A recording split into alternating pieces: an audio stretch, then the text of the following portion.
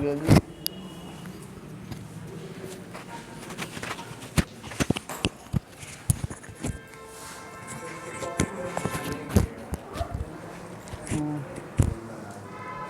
चलो हाँ ये लो। क्या तुम लोग का कोई एग्ज़ाम नहीं होगा, सीधे एक ही एग्ज़ाम देना होगा, मेन एग्ज़ाम। हाँ कहाँ पे आया है? पहली बार तुम यूनिवर्सिटी में हो? फिर क्या प्रॉब्लम है? हाँ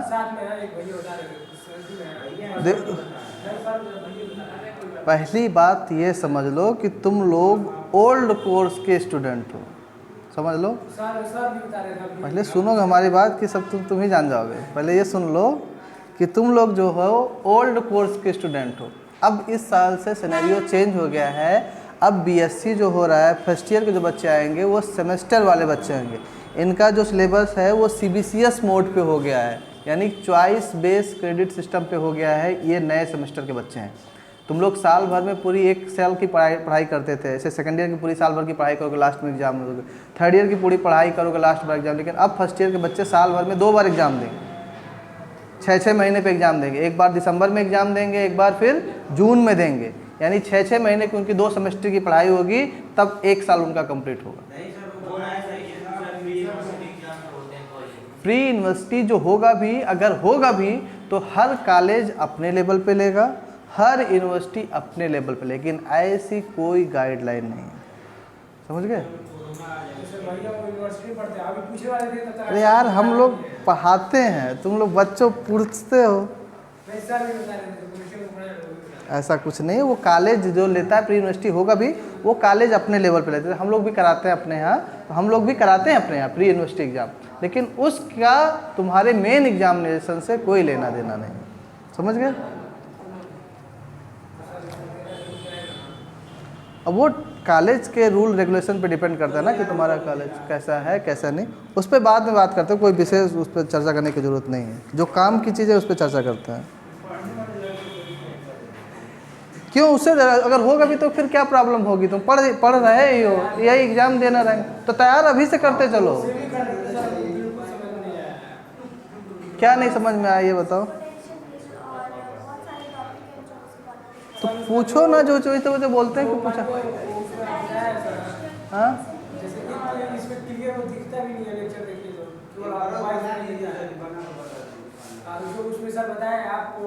क्या? हाँ कल का फिगर समझ में आया कि नहीं? कल का समझ में आया कि नहीं? तो कल का फिर से रिवाइज कर देते हैं, वहीं से आगे चलते हैं। क्या करो? तो बैरियर पोटेंशियल अभी सब उसी में आ जाएगा। जब डिप्लीशन लेयर बनाएंगे ना, तो अभी वहाँ पर ग्राफ प्लाट के जब डेरिवेशन करेंगे तो वहाँ इलेक्ट्रिक फील्ड और पोटेंशियल का ग्राफ प्लाट करें तो वहाँ से बताएंगे एक्चुअल में क्या है। देखो क्या कर रहे हो, कहाँ पे क्या दिक्कत आ रही है। देखो इस सेमीकंडक्टर में क्या दिक्कत आ रही है। ठीक है, ये भी बात सही करो कि एक दिन जिसको जो भी प्रॉब्लम होगी इससे रिलेटेड, तो पहली बात तो हम यही कहते हैं कि कम से कम 5 मिनट अगर यही डेली अगर हम लोग काम किया करें कि कल का जो लेक्चर रहा हो उससे जो भी क्वेरीज हो उसके आज की क्लास का फर्स्ट टू 10 मिनट्स पहले उस पर डिस्कशन हो जाए, जिसको जो भी प्रॉब्लम हो, फिर नया टॉपिक शुरू किया जाए। या तो जो कि दिक्कत है उसको संडे को किसी दिन समय नहीं मिल पाता है, इसलिए नहीं कहा जा सकता है कि किसी दिन एक दिन हम समय ज़रूर दे देंगे जिसकी कोई भी क्वेरीज होगी पूरा सेमीकंडक्टर से लेकर या डायोड से रिलेटेड, ये उस क्वेरीज को उस पर डिस्कस कर लेंगे। ठीक, बुल्ट इन पोटेंशियल अभी आगे इसमें भी टॉपिक में ही आएगा, इसीलिए उसको वहाँ पर थोड़ा सा तेज़ी से चले हैं, क्योंकि बुल्ट इन पोटेंशियल हमारे एग्जाम में अभी तक कभी आया नहीं है। सब पहले सीधी बात मत हो, हमारा एग्जाम में आता है विड्थ निकालना और पोटेंशियल निकालना डिप्लीशन रीजन का। तो जब डिप्लीशन रीजन की विड्थ निकालेंगे तो वहाँ पर उस पोटेंशियल को हम लोग यूज करते हैं, इसलिए वहाँ पर बताना जरूरी है कि सिलेबस के पॉइंट से भी चीज़ों को एनालाइज करना जरूरी। नहीं तो पता चले कि नया सिलेबस बन रहा है तो वहाँ पर चीज़ें नए टीचर आए तो सब लोग कहाँ से क्या पूछेंगे ये कोई नहीं, क्योंकि सेमीकंडक्टर अपने आप में बहुत बड़ी थ्योरी है। इतना ज़्यादा इसका सिलेबस है, अगर ये देखोगे तो सिलेबस से अगर पढ़ोगे और एग्जामिनेशन के क्वेश्चंस देखोगे तो तुम्हारा हो ही नहीं पाएगा, क्योंकि सिलेबस पे टू द पॉइंट लिखा है। अब एग्जाम में उसमें अंदर से अंदर पूछा रहा है। अभी एग्जाम में देखोगे, सिलेबस देखोगे तो कहीं इंट्रिंसिक और एक्सट्रिंसिक के इलेक्ट्रॉन और होल के कंसंट्रेशन की बात ही नहीं किया है। सिलेबस अगर खोल के देखोगे तो कहीं भी पूरे सिलेबस में इंट्रिंसिक और एक्सट्रिंसिक के इलेक्ट्रॉन होल के कंसंट्रेशन के बारे में बात ही नहीं किया है। अब देखो, लेकिन एग्जाम में क्या है, 10-10 नंबर का क्वेश्चन उसमें डाला हुआ है, पूछा हुआ, लेकिन सिलेबस का तुम्हारे पार्ट नहीं है ना। सिलेबस में तुम्हारे ऐसे स्पेसिफाइड रूप में नहीं है ना, लेकिन फिर भी वो एग्जाम में पूछ रहा है। तो हमको उस टॉपिक से रिलेटेड जो भी चीज़ें इन्फॉर्मेशन हो पा रही हैं उतनी मैक्सिमम से मैक्सिमम इन्फॉर्मेशन हम देने की कोशिश कर रहे हैं, ताकि ऐसा ना हो उससे रिलेटेड जितनी भी चीज़ें कि हमारे पास बन पा रही है वो तुमको प्रोवाइड करने की कोशिश करें, कि ऐसा ना हो एग्जाम में कुछ पूछे तो हमारे पास उसका आंसर ना हो। अब फिलहाल इससे ज़्यादा जितना चीज़ें हम बताए हैं सेमीकंडक्टर में, जितनी चीज़ें बताएंगे डायोड में, इससे बाहर एक क्वेश्चन नहीं आने वाला है। जो भी वो ट्विस्ट करके भी क्वेश्चन पूछेंगे तो उसका आंसर तुम्हारी कॉपी में होगा। इस तरीके से तुम अप्रोच कर रहे हो। हाँ, रही बात कोई भी चीज़ अगर समझ में नहीं आ रही है तो सबसे पहले ऑन द स्पॉट उसको डिस्कशन करने की कोशिश करनी चाहिए। हम कभी तुम लोगों को मना नहीं किए हैं कि ये चीज़ कैसे हो रही है, हम नहीं बताएंगे, बाद में बताएंगे। कभी हम ये चीज़ सेंटेंस यूज़ नहीं किए हैं। इसलिए सबसे पहली प्रॉब्लम, कोई भी चीज़ समझाया जा रहा है, कोई भी चीज़ बताया जा रहा है, तो ऑन द स्पॉट उस चीज़ को उसी समय समझो। नहीं समझ में आ रहा है तो उस पर डिस्कशन करो, फिर भी नहीं समझ में आ रहा, नेक्स्ट डे घर पे जाके उसको अच्छे से पढ़ो, फिर नेक्स्ट डे आके उस पर डिस्कशन करके तभी आगे की तरफ प्रोसीड करो। नहीं तो इतनी बड़ी थ्योरी है और ऐसे धीरे धीरे एक एक चीज़ स्किप करते चलोगे तो लास्ट में ऐसा स्किप हो जाएगा कि तुमको सारे चीज़ को एक साथ कंबाइंड कभी नहीं कर पाओगे। तो अपनी पढ़ाई का तरीका थोड़ा सा चेंज करने की ज़रूरत है, क्योंकि ये सेमीकंडक्टर ऐसा है, पहले ही बता चुके हैं कि हर एक चीज़ दूसरे से कोरिलेट होती है। कोरिलेट होगी तो हमको हर एक चीज़ की प्रॉपर इन्फॉर्मेशन पता होनी चाहिए। और ये सेमीकंडक्टर वाकई में तीनों पेपर में देखा जाए तो सबसे थोड़ा सा लेंदी है, लेकिन ऐसा भी नहीं है, टफ भी नहीं है। अगर इसको सिस्टमेटिक तरीके से पढ़ोगे तो सबसे आसान भी है। और पूरी इलेक्ट्रॉनिक्स में प्रैक्टिकल हर जगह इसका कॉन्सेप्ट अगर क्लियर रहेगा तो एकदम अच्छी तरीके से स्टैंड हो पाओगे, सब चीज़ की तुमको इन्फॉर्मेशन।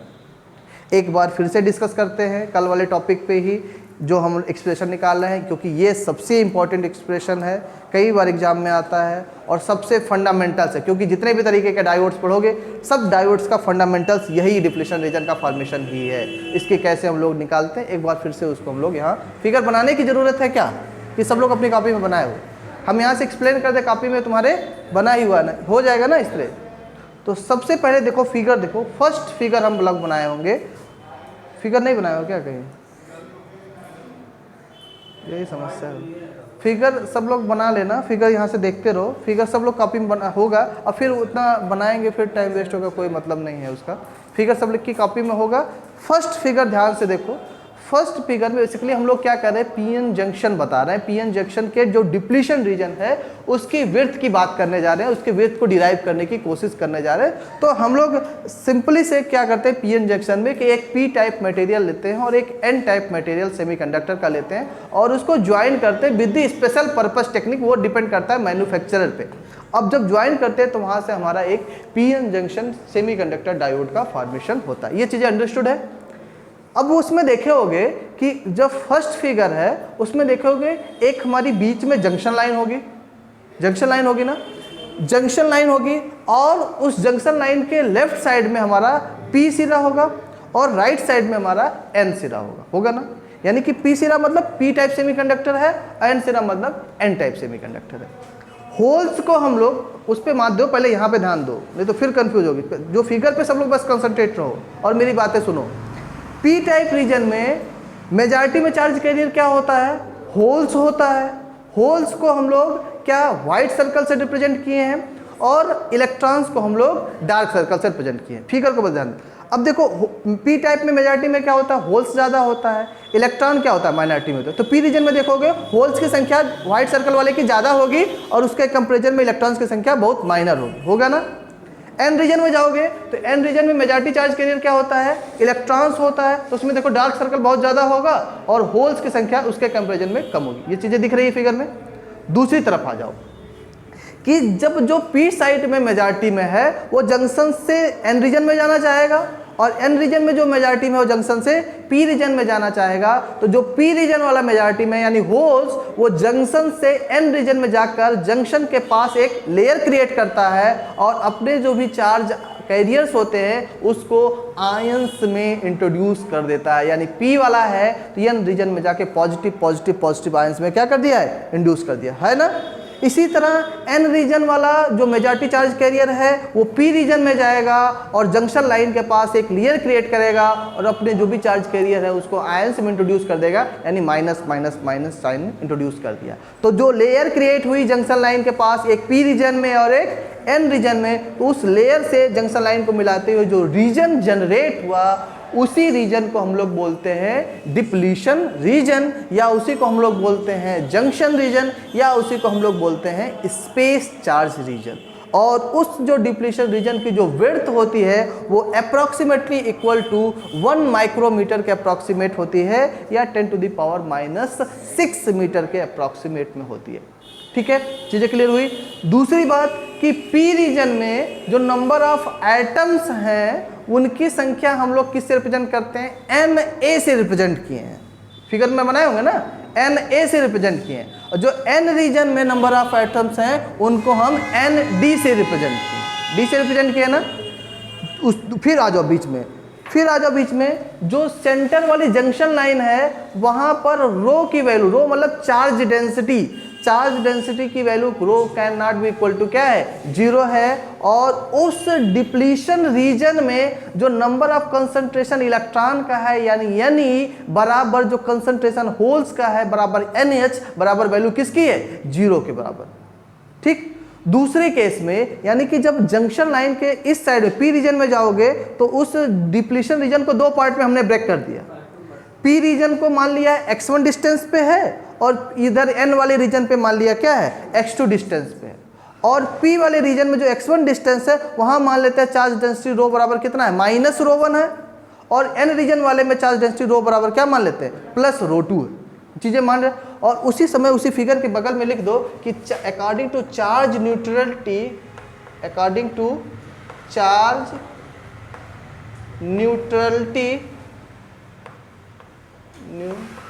सब लोग बना लिख ले उसी में फिगर के जस्ट बगल में, according to charge neutrality ρ1 x1 बराबर होता है ρ2 x2 की। उसी फिगर के जस्ट बगल में लिख लो, according to charge neutrality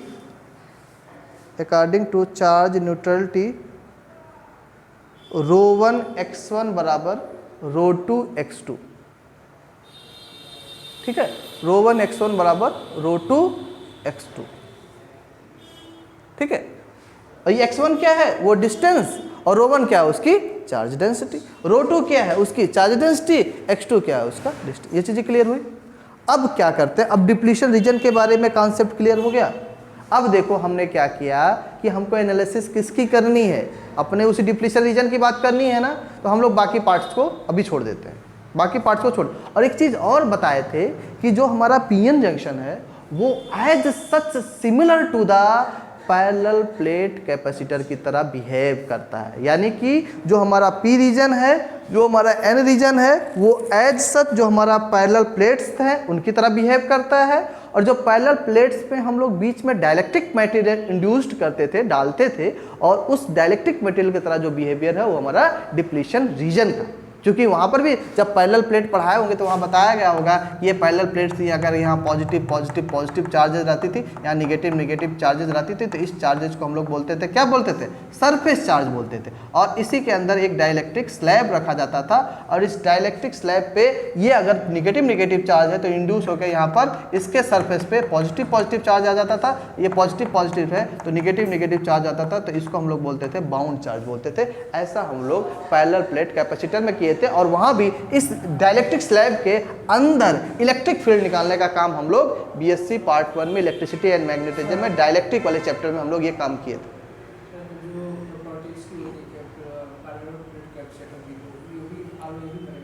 properties की हम बात ही नहीं किए हैं। सिमिलर मतलब सेनेरियो, जो सेनेरियो रिप्रेजेंटेशन यहाँ पर तुमको समझाने के लिए बता रहे हैं, इसका मतलब ये नहीं कि ये और पीएन जंक्शन दोनों चीज़ें सेम हो गई हैं, दोनों डिफरेंट डिफरेंट चीज़ें हैं। लेकिन ऐसा नहीं, तो अभी जैसे एग्जांपल देता है कि आदमी इसी तरह इसका भी नेचर है, तो जैसे इसका नेचर है लगभग सेम इसी तरह का नेचर वहाँ पे भी दे। देखो जो पी और एन में, पी में पॉजिटिव है तो वहाँ नेगेटिव इंड्यूस हो जा रहा है, उधर पॉजिटिव है तो इधर नेगेटिव इंड्यूस हो जा रहा है, तो डिफ्लेक्शन रीजन में तो सेम इसी तरह का नेचर। क्या कर रहे हो?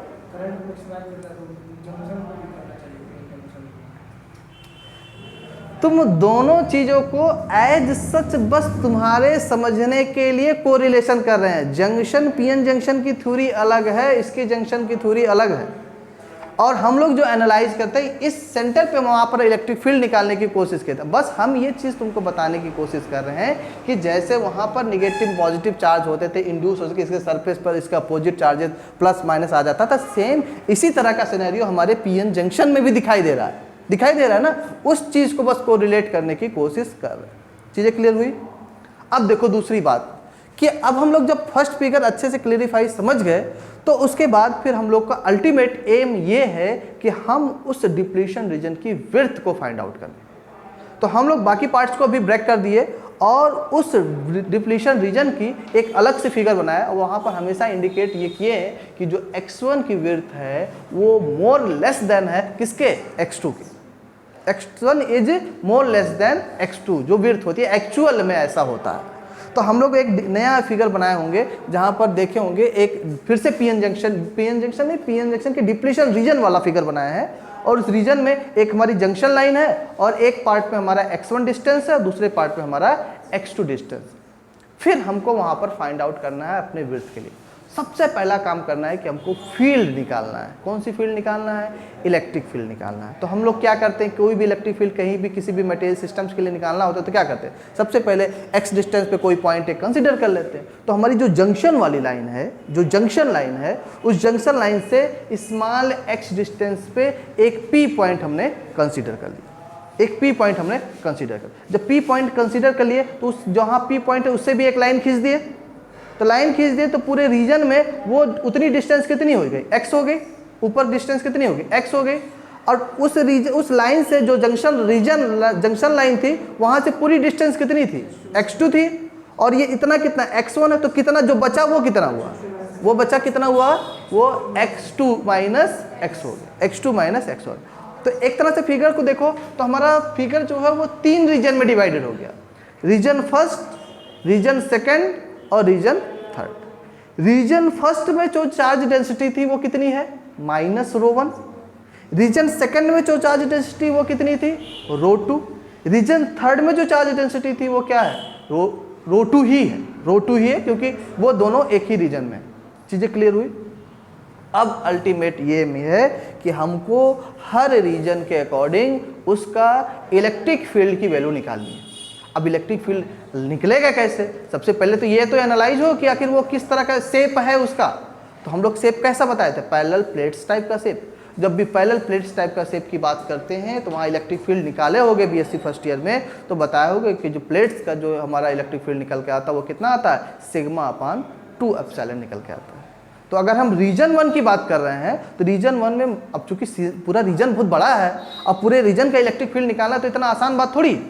तो उसके लिए हम लोग क्या करते हैं, एक स्मॉल पार्ट का अगर हम इलेक्ट्रिक फील्ड निकाल लें और उसको पूरे वॉल्यूम के लिए क्या कर दें? इंटीग्रेट कर दें, तो पर्टिकुलर पूरे रीजन का हमको इलेक्ट्रिक फील्ड निकल जाएगा। तो ऐसे ऐसे हमको तीनों रीजन का इलेक्ट्रिक फील्ड निकालना पड़ेगा। तो देखो होगे फिगर में तीनों रीजन में एक एक स्ट्रिप बना दिए हैं, और एक एक स्ट्रिप मान लेते हैं वो इसका जो स्मॉल यूनिट है वो कितना है? dx। तो इसका एरिया कितना है? dx। इसका एरिया कितना है? dx। तो रीजन फर्स्ट में जब चलें तो रीजन फर्स्ट में जब हम बात कर रहे थे अपनी फील्ड की,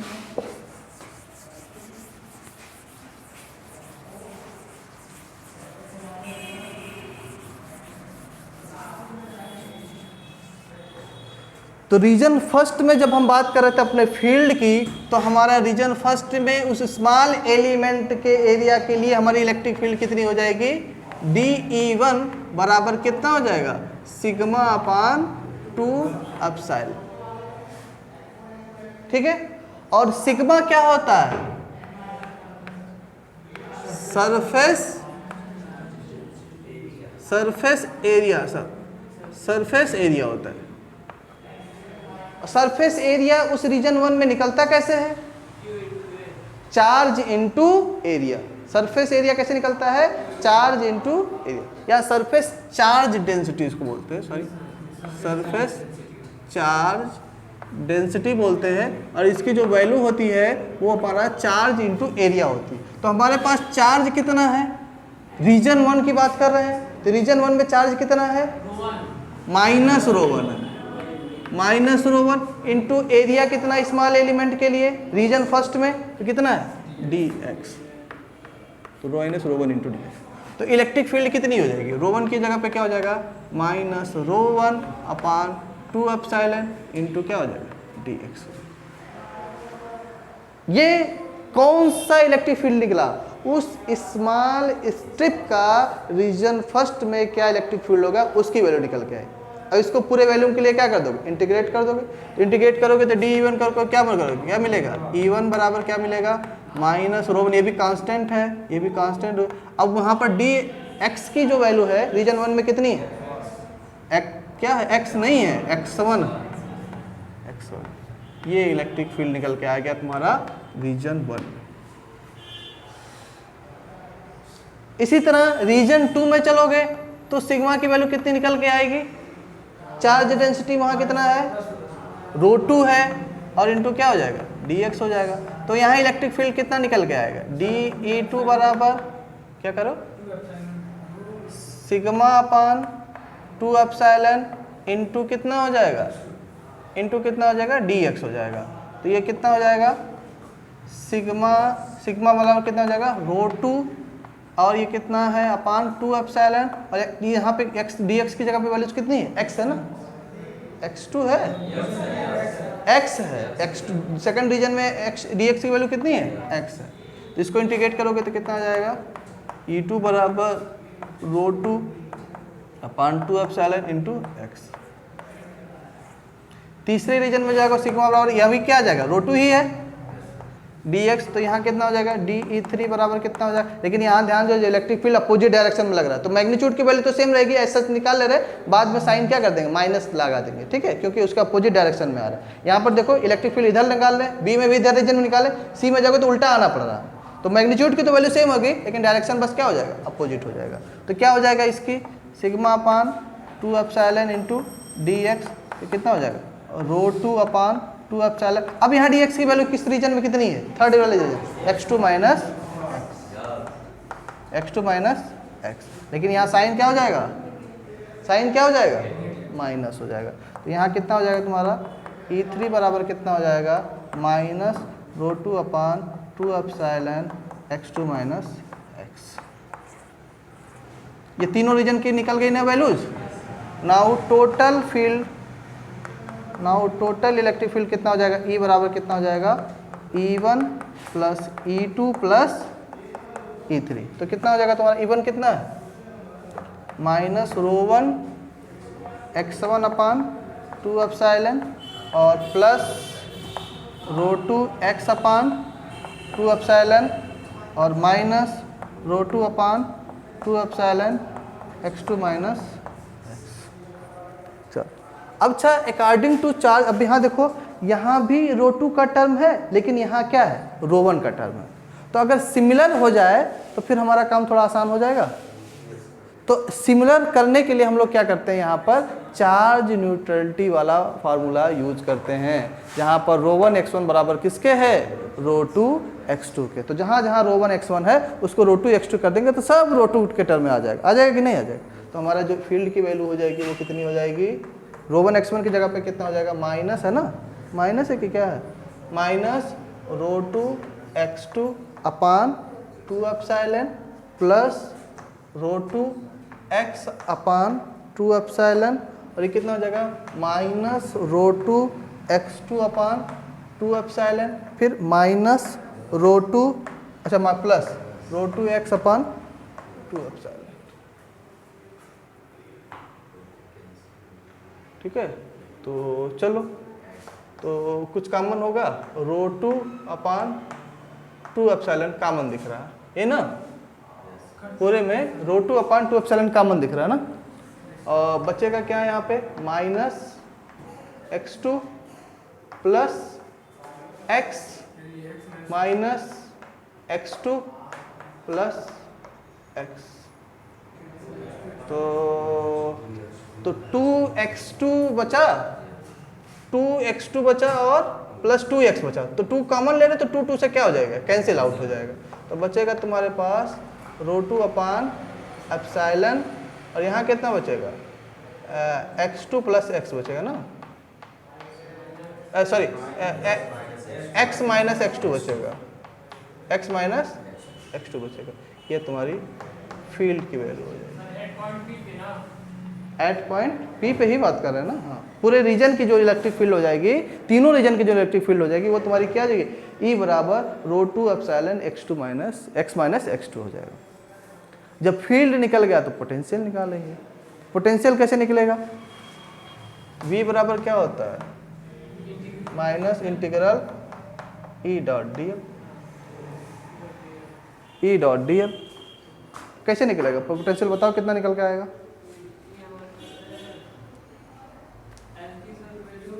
एल मतलब x के रिस्पेक्ट में चल रहा है तो यहाँ dl की जगह पे क्या हो जाएगा, x हो जाएगा। तो v बराबर क्या हो जाएगा, माइनस इंटीग्रल E की जगह पे कितना है, ρ2/ε x minus x2 into dx हो जाएगा। अब x के रिस्पेक्ट में इसको डिफ्रेंशिएट करना है। जरा वैल्यूज बताओ x के डिफ्रेंशिएट करके कितनी आएगी, ऐसे नहीं करो, आंसर बताओ सब लोग, इंटीग्रेट करो इसको, छोटा सा इंटीग्रेशन है, लिमिट की कोई बात नहीं है, पहले इंटीग्रेशन निकालो।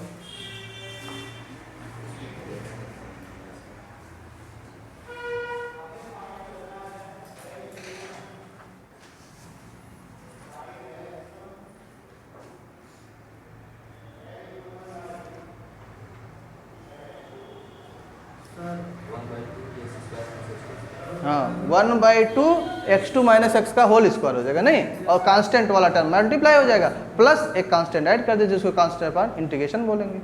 तो कितना हो जाएगा, बराबर माइनस ρ2/ε। अच्छा, इसको इस तरह से भी लिख सकते हैं, x2 माइनस एक्स भी लिख सकते हैं ना, कोई समस्या, कोई समस्या। और ये क्या हो जाएगा, होल स्क्वायर अपॉन 2 और प्लस c। ये c क्या होता है हमारा, कांस्टेंट ऑफ इंटीग्रेशन। जरा इस c की वैल्यू निकालना होगा तो कैसे निकालोगे, बाउंड्री कंडीशन लगाएंगे। c की वैल्यू निकालना होगा तो कैसे निकालोगे, बाउंड्री कंडीशन लगाएंगे। एट v बराबर 0, एट v बराबर 0 नहीं सॉरी एट x बराबर 0, v इक्वल टू x बराबर 0 रखो तो v की वैल्यू कितनी आएगी, एट x बराबर 0, और ऐसे लिखो बाउंड्री कंडीशन, एट x बराबर 0 एंड v बराबर 0। ठीक है, x की वैल्यू 0 रख दो, v की वैल्यू 0 दो, तो c की वैल्यू निकल जाएगी, पूरी वैल्यू कैसे 0 हो जाएगी। बाउंड्री कंडीशन लगा रहे हैं एट x एंड v बराबर 0।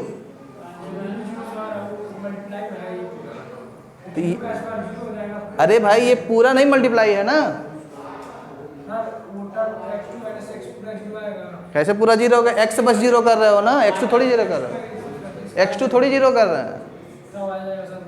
c की कुछ ना कुछ वैल्यू आएगी ना बाउंड्री कंडीशन लगाने पे, क्या करो, हाँ होल स्क्वायर तो होगा।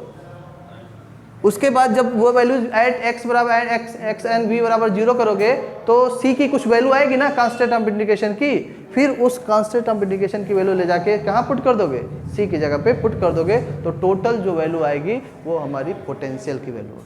अभी देखो काम अभी आधा हुआ है, आधा होने के सेंस कि अभी हम फील्ड निकाल पाए हैं, पोटेंशियल निकाल पाए हैं। अब इसके बाद हम लोग बैरियर पोटेंशियल की बात करेंगे। ठीक है, बैरियर पोटेंशियल की बात करेंगे, फिर बैरियर पोटेंशियल उसको निकालने की कोशिश करें। तो इस चूंकि डेरिवेशन बहुत बड़ा है तो हम लोग स्टेप वाइज करते लिखते हुए चलते हैं, नहीं तो पता चलेगा एक ही दिन में पूरा सब खत्म हो जाएगा, पता भी नहीं चलेगा, फिर से कल वही कहानी सुनना पड़ेगा। यहाँ तक आज तक के लेक्चर में, यहाँ तक के लेक्चर में किसी को कोई प्रॉब्लम हो तो पहले उस पर डिस्कस कर लेते हैं, तभी आगे की तरफ प्रोसीड करते हैं। आज के लेक्चर में किसी को कोई प्रॉब्लम हो,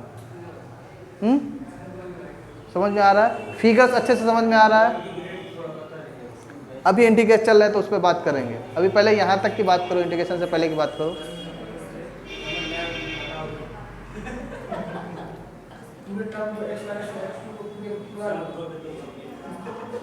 ठीक है, हो गई यहाँ तक बात। अब सबसे पहले एक लिखना स्टार्ट करते हैं, यहाँ तक पहले बात करते हैं, इलेक्ट्रिक फील्ड तक बात करते हैं, फिर उससे आगे की तरफ प्रोसीड करते हैं। यहाँ से सबसे पहले कोई जगह छोड़े हो फिगर बनाते समय? फिगर बनाते समय एक नहीं कोई जगह छोड़े हो? हाँ, यहाँ पे 2 लाइन है जगह, फर्स्ट फिगर नहीं है। अच्छा चलो अच्छा एक नोट करो, बाद में उसको एरो बना के रिप्रेजेंट कर लेना। सबसे पहले हेडिंग जहाँ डालो उसके बाद 2 लाइन लिखना, जहाँ हेडिंग डालो ना उसके बाद 2 लाइन लिखना है, नीचे ही लिख लो, कोई दिक्कत नहीं, नीचे ही लिखो। When A P type material, when A P type material is in contact with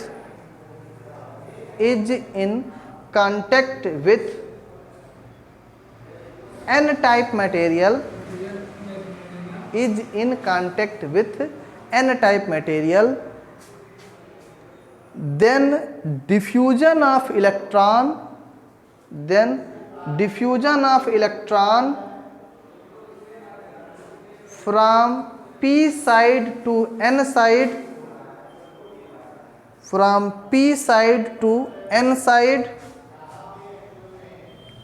will take place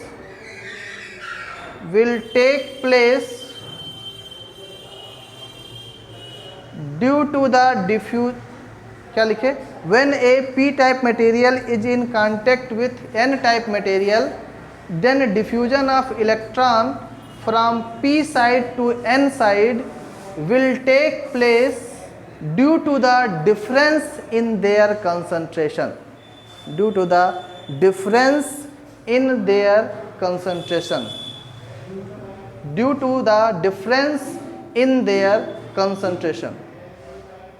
Full stop. This set up a potential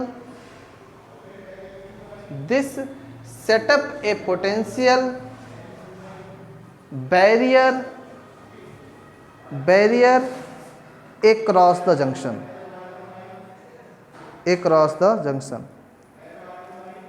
ठीक है।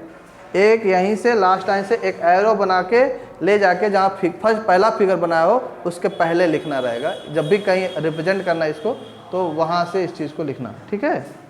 सिस्टमेटिक तरीके से थोड़ा सा जो लिखे हो लाइन ना उसी पर ऐसे मार्क करते, जैसे यहाँ तक लाइन लिखे, अभी इसको कैसे मार्क कर ऐसे ले जाके फिगर के पहले ऐसे कर दो तो अपने आप समझ जाओगे। इस चीज़ को हमको वहाँ पर लिखना रहेगा, ठीक।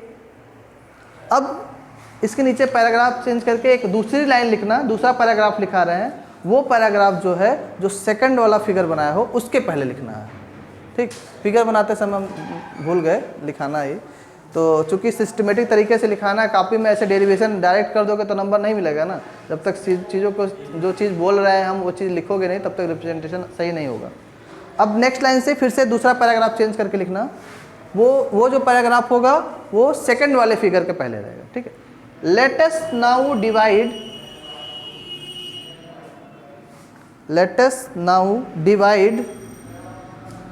the PN junction into three regions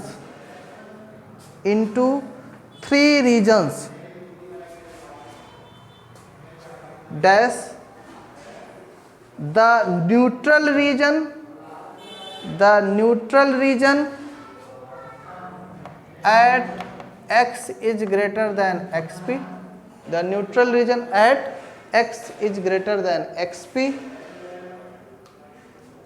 and x is less than minus xn, and x is less than minus xn, and the depletion layer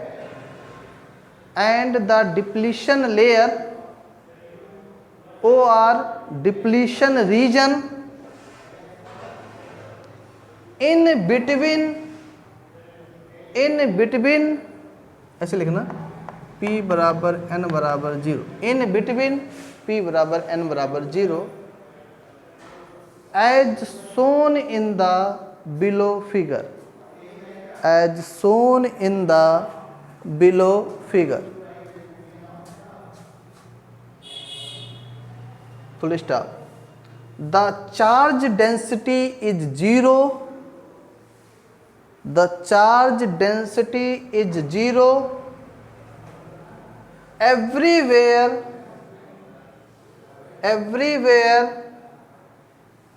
except in the depletion layer, except in the depletion layer, where it takes the values of, where it takes the values of dopant ion,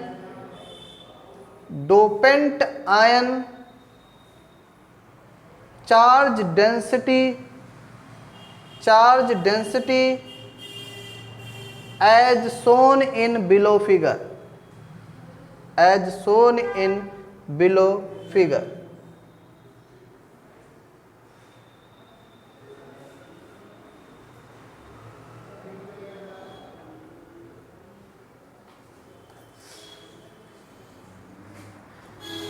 ठीक, अब ये यहाँ से ऐसे dash करके उसको arrow बना के सेकंड फिगर पे पहले डाल देना, ठीक है। नेक्स्ट लाइन से पैराग्राफ चेंज करके, फॉर द डेरिवेशन ऑफ, नहीं सेकंड वाला फिगर बनाया हो ना, इसी के ऊपर मतलब रहेगा, उसके बाद से अब अपना कंटिन्यू करते हैं डेरिवेशन। नेक्स्ट लाइन से पैराग्राफ चेंज, समझ गए। जैसे ये है ना, देखो ये जो पहला पैराग्राफ लिखा है वो तुम्हारा इस फर्स्ट फिगर के पहले लिखा जाएगा, ठीक है, और जो सेकंड वाला पैराग्राफ लिखा है ये पहले वाले फिगर के नीचे लिखा जाएगा, ठीक। अब इसके बाद से यहाँ से अपना डेरिवेशन स्टार्ट। देखो, for the derivation of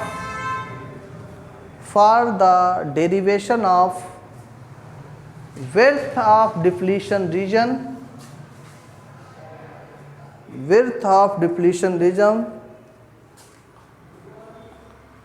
comma, first of all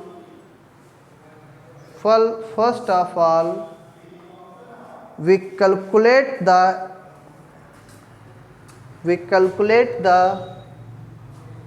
electric field,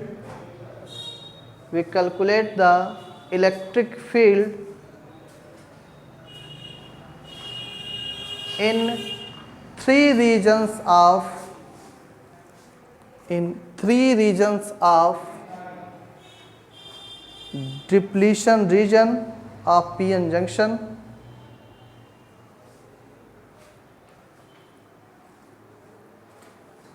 as below,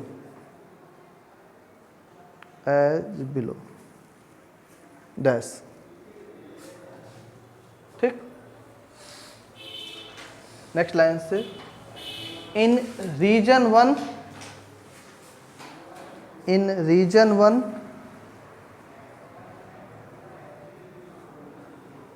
एक मिनट इस सेंटेंस पे क्या लिखे थे, for the derivation of width of depletion region, comma, first of all we calculate the electric field in three regions of depletion region of p-n junction as shown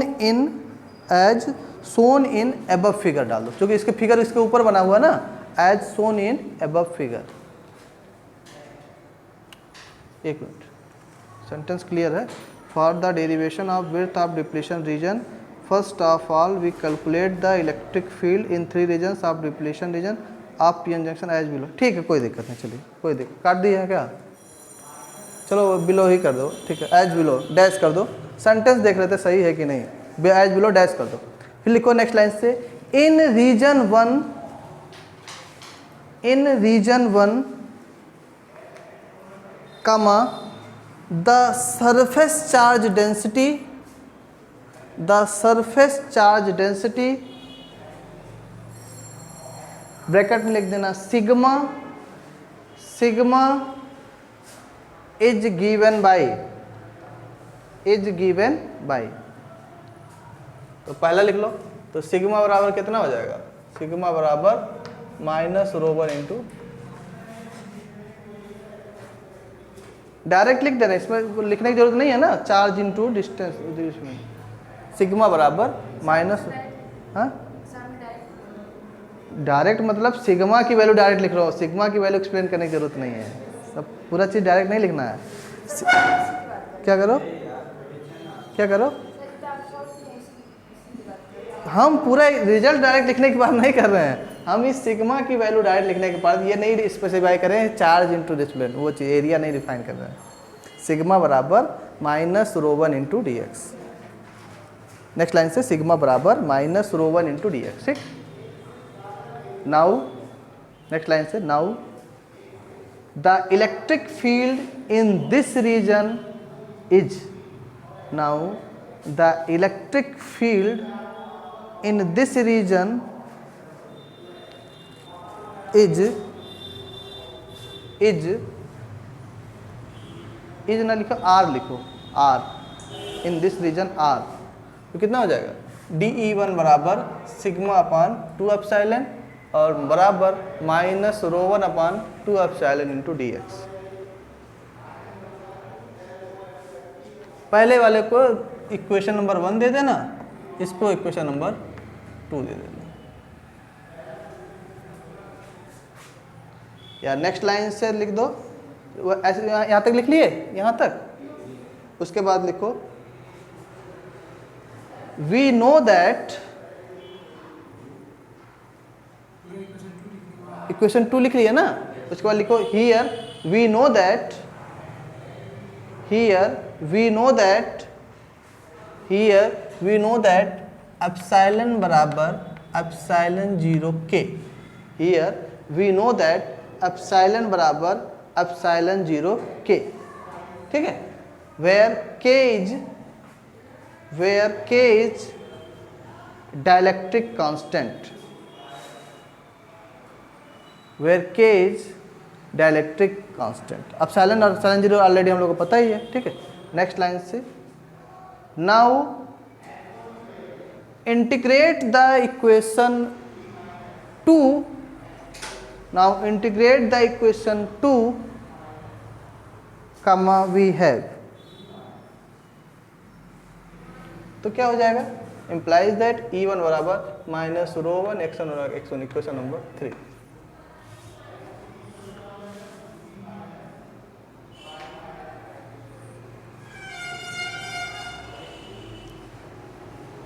ठीक है, हो गया।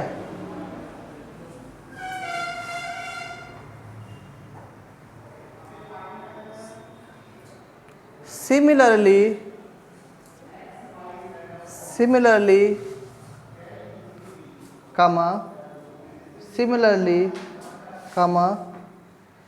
in region 2, the surface charge, next line से लिखना, the surface charge sigma बराबर कितना हो जाएगा, rho two into D X, rho two into D X, equation number दे दो 4, rho two into D X, equation number 4,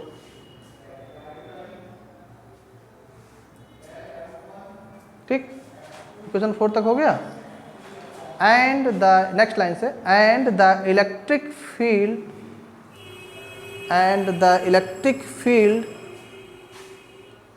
in region 2 R, कितना हो जाएगा, dE2 बराबर sigma upon 2 epsilon into D X बराबर rho 2 upon 2 epsilon into D X, question number 5, question 5 हो गया। हाँ, इक्वेशन 5 हो गया,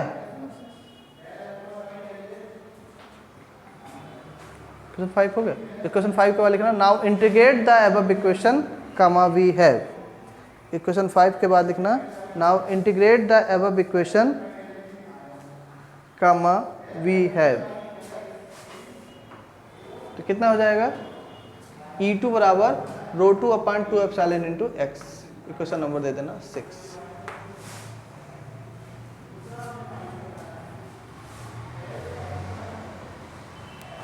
ठीक है, हो गया।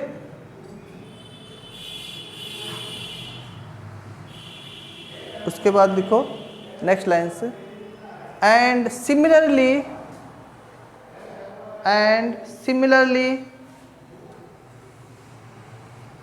Similarly comma in region 3 next line से द सरफेस, कामा कर दो इन रीजन 3 के बाद कामा, the surface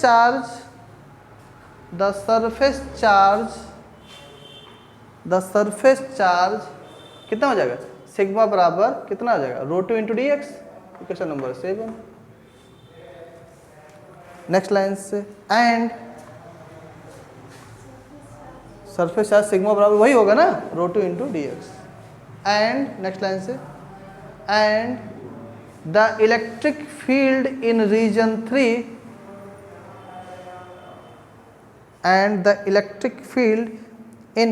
3 is given by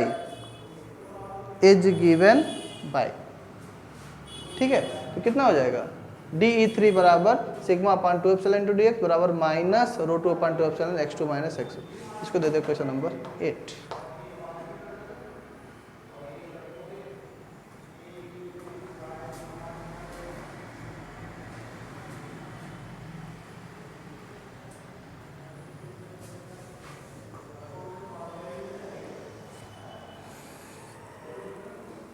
हो गया। ये डेरिवेशन थोड़ा लंबा है, लेकिन स्टेप स्टेप चलेंगे तो फिर कोई समस्या नहीं आएगी, ठीक है। इक्वेशन 8 तक देख लेना, 8 तक हो गया जी। 8 के बाद लिखना now integrate the above equation comma we have, now integrate the above equation comma we have, कितना हो जाएगा, E3 बराबर, ये देखो इक्वेशन नंबर दे दो 9।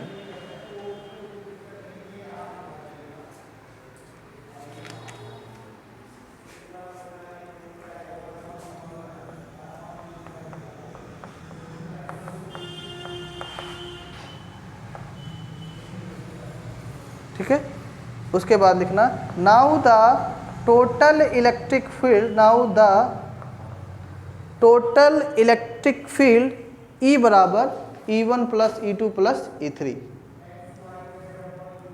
बराबर माइनस रो 1 x1 अपान 2 एप्सिलॉन प्लस रो 2 x अपान 2 epsilon minus rho 2 epsilon x2 minus x।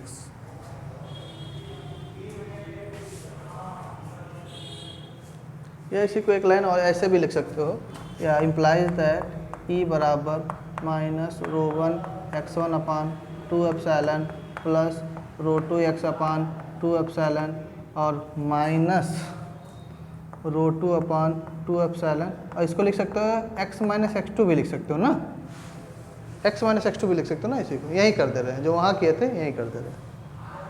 तो यहाँ क्या हो जाएगा तुम्हारा, x हो जाएगा, क्या हो जाएगा, माइनस x2 हो जाएगा। तो ये तुम्हारा हो जाएगा यहाँ क्या हो जाएगा, x हो जाएगा, यहाँ माइनस प्लस x2 हो जाएगा। ये तो कट जाएगा, कुछ गड़बड़ हो रहा है क्या, यहाँ पे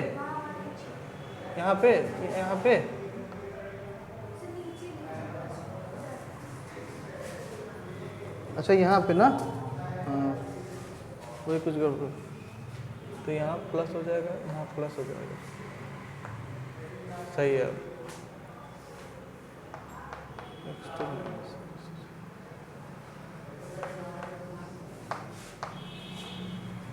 तो यहाँ तक पूरा लिख लो, इसको दे दो क्वेश्चन नंबर 9 तक दियो, क्वेश्चन नंबर 10 तक लिख लो।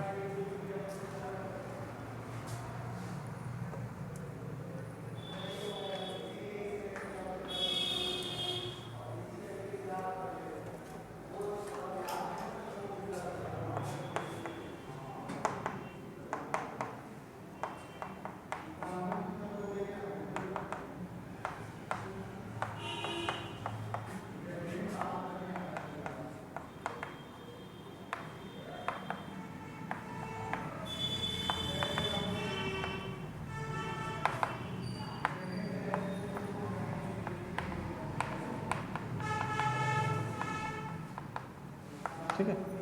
इसके बाद चलो नेक्स्ट टाइम पे हम लोग पोटेंशियल के और बैरियर पोटेंशियल का और उसकी विड्थ का तीनों का डेरिवेशन एक साथ इसी में आगे एक्सटेंड करेंगे। यहाँ तक इक्वेशन 10 तक बस लिख लेना, ठीक है। इक्वेशन 10 के नीचे एक लाइन लिख लेना, this is the expression for electric field in depletion region of A PN junction. हाँ कहाँ पे? ये एरो पहले का है जी। हाँ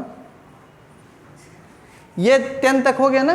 10 के बाद बस एक लाइन लिखना, this is the expression for electric field in depletion region of A PN junction. बस यहीं तक स्टॉप कर देना। नीचे का फिर नेक्स्ट टाइम पे हम लोग कराएंगे। नेक्स्ट टाइम पे पोटेंशियल, बैरियर पोटेंशियल, विड्थ। अभी इसमें और डेरिवेशन कहाँ खत्म हुआ? अभी तो टारगेट तक पहुँचे ही नहीं। अभी ये कुछ पार्ट इसके हुए, इलेक्ट्रिक फील्ड निकल गया और पोटेंशियल निकालेंगे, पोटेंशियल से बैरियर पोटेंशियल पे जाएंगे, तब कहीं उसका विड्थ का फार्मूला हम लोग निकल के आएगा। यहाँ तक किसी को कोई कन्फ्यूजन नहीं होना चाहिए, फिर आगे की कोई दिक्कत नहीं। यहाँ तक कोई दिक्कत किसी को आज के लेक्चर में? देखो अब उसी लेक्चर में उसी दिन का क्लियरिफिकेशन हो जाए तो ज़्यादा क्लियर रहेगा, जिससे बर्डन तुम लोग के पास नहीं है। आज के लेक्चर में किसी को कोई प्रॉब्लम, जो चीज़ समझ में ना आई हो बताओ जी। कहाँ पे? यहाँ पे -x2 रहेगा। हाँ -x2 रहेगा। तो हम लोग क्या किए थे? x2 x -x2 रहेगा ना, ये x -x2 रहेगा, ये x -x2 रहेगा।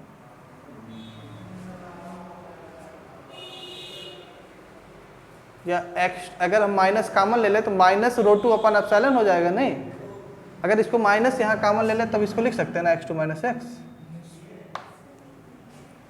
हाँ अगर हम माइनस कॉमन ले लें तो इसको आसानी से लिख सकते हैं x2 माइनस, क्या करो? कहाँ माइनस यहाँ कॉमन लिए हैं? तो कहीं गड़बड़ कर दिया क्या जी हम? यहाँ पे -ρ1/x1/2ε E1 का था,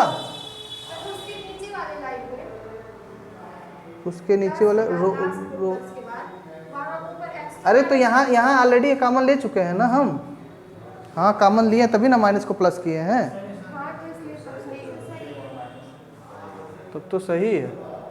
तो फिर हम तो कितना हुआ हमारा? ρ2 x/2 माइनस ρ2 x2/2ε। यहाँ तक तो सही है, कोई समस्या नहीं है। यहाँ कॉमन ले लिए, -x2 + x + x -x2, ये भी सही है।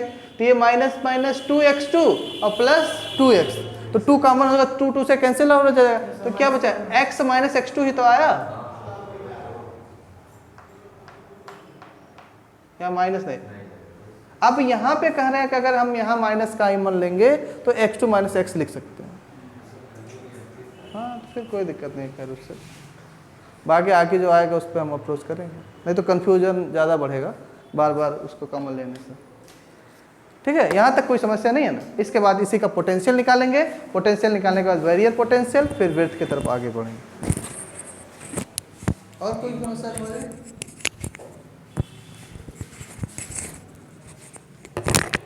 यही समझ लो, यही डिप्लीशन रीजन का जो विड्थ निकाल लो, यही थीम है इस चैप्टर का। इसके बाद हमको 5 तरीके के डायोड के बारे में पढ़ना है। Photo diode, varactor diode, abrupt PN junction diode, सबका डेरिवेशन करना है। डेरिवेशन करते समय इन्हीं सारी चीजों की जरूरत पड़ेगी, इसलिए सबका डायोड का जो बेसिक डिप्लीशन रीजन वाला पोर्शन है वो यही सब में है, इसलिए ये इतना इंपॉर्टेंट है। इसलिए इस पर बहुत ज़्यादा फोकस करने की जरूरत है, हर चीज़ों को एनालाइज करने के लिए। समझ में आ रहा है? और जिसको जो भी कंफ्यूजन होगा, क्या क्या क्या चीज़ें तुमको नहीं समझ में आ रहा था? सेमीकंडक्टर में क्या चीज़ नहीं समझ में आ रहा था? एक एक चीज़ हमसे डिस्कस करो, डेली पर डे एक एक चीज़ डिस्कस करो, तो हम 5-10 मिनट तुमको समझ दे देंगे। उसके बाद फिर हम निकल जाएंगे।